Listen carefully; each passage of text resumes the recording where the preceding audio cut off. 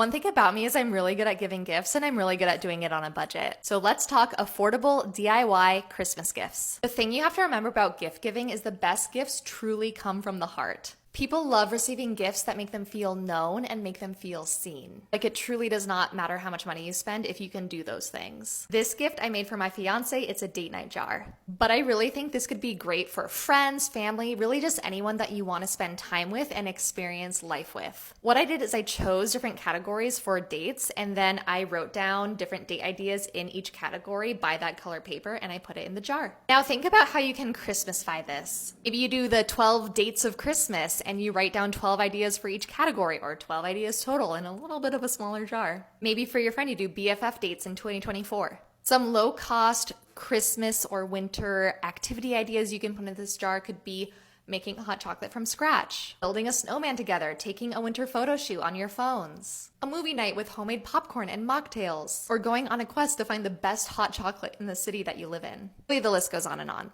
Gift idea number 2 was actually one that was given to me by a friend. First, she took this old hardcover book of poetry and she glued poems that she selected on pages artistically, poems that were fitting. This was a birthday gift, so she chose like birthday poems or poems that, described our friendship. And then in this last square down here, you see, it's kind of hard to see, but basically she cut out a hole and glued all the pages together so that it was like one of those books where you could hide things in it. So obviously with this one, you have to be careful. Like, if your friend is really against like destroying books, then maybe don't give this to them. But this is not only a fun way to like be artistic and creative and to showcase, art that really means something about the relationship you have with this person. You could put something really cute in the box, the hidden hole that this book holds. I think my friend put like a little framed photo of us together. It was super cute.